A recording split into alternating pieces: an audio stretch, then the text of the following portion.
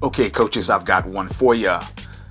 It's a question that I want you to absorb, think about, reflect on from time to time.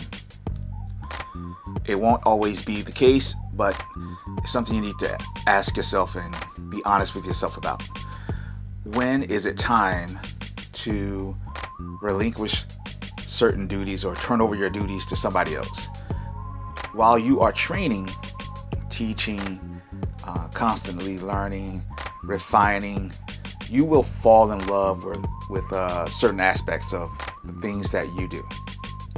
No matter what you call it, no matter where you get it from, no matter who you apply it to, how you interact with any other group or organization, individual, there's a tendency to fall in love with things that you don't want to let go. And you develop this mindset that no one else can do it as well as you. That's not always true. Let me give you an example.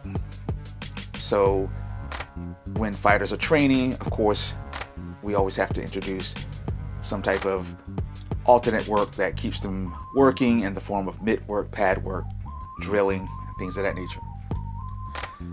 You are not meant to hold pads for every athlete that comes your way, especially as fighters. You may do this in a classroom format because you're teaching it and you want to work with everyone to make sure they have it. But in a fighting atmosphere and a training atmosphere where they're training for a fight, they should already know how to hit pads, and if they are assisting you, they should already know how to hold. Remember the basic rule. If I'm training you for a fight, then I'm not teaching you to fight, and vice versa. So the team that you're working with should already have some skills that are fully developed or in development. So I'll take some of the guys I've trained: Mike Pagano, Jesse Herzog, Nick Grady, Anthony Wright, Kyle Trujillo. When I think about these guys and we're holding pads, I think about not what they learned from me. In other words, not what I taught, but what they learned, what distinctions they made, and what adjustments they added to it. So if I look at those guys and then I look at their styles, how they hold, for instance, I start with myself, I tend to do more volume. I don't always care for power. I tend to do more volume. But if you contrast me with, say, Anthony tends to do a little bit more power. All right? But he'll cut down on the volume. Mike Pagano will tend to run you to death with the same combo over and over and over and over and over to make sure you have it. Especially if it's something you're going to take into the fight, he'll drill it. It's the nature of the man. Nick Grady will also run you to death with the same combo, but he tends to build a house. So he may start with something simple, then he'll get to a focal point, and then he may end it with an alternate version, or he may put a little spin on it to close it out. But it'll still have a lot of the same reps as the meat and potatoes of the drill. Kyle Trujillo will tend to be a little bit more experimental. He'll add in, things that of a spinning nature, a jump nature. More of the creative side comes out when when Kyle is holding the top pads or the mitts. More experimental. And someone like Jesse Herzog, he will run you to death through styles. He'll take you through a boxing mode, a Thai boxing mode, an MMA mode on the pad work and the mitts. So it'll be a lot of variation. But you can see right there, if I'm just talking about those guys in general compared to myself, we all kind of know the same thing, but we approach it a little bit differently. And the good news is that I can easily borrow from their methods when I need to borrow from those methods.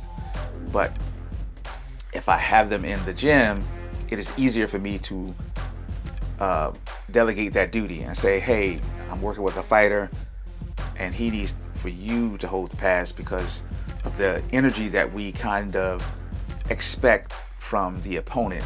So it only makes sense that this particular coach work with him in that sense.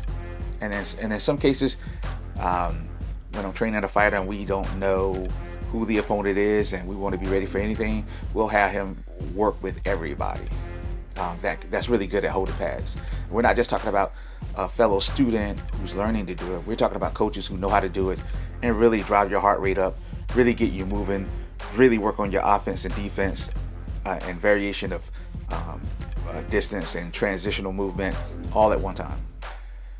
There was a situation I had with a fighter once, and he was fighting in his pro fight, his second pro fight, I believe it was, Damon Blackshear, and his opponent was about 6'2", 6'3", somewhere in there. And the one thing I realized I couldn't be, no matter how I held the pass, was I couldn't be 6'3". So I reached out to a friend and a former trainee at the gym, John Wilkes, who happened to be about 6'5", and really could hold pads, really good at Muay Thai. And I reached out to John and said, hey, can you come and hold pads for Damon in this particular camp?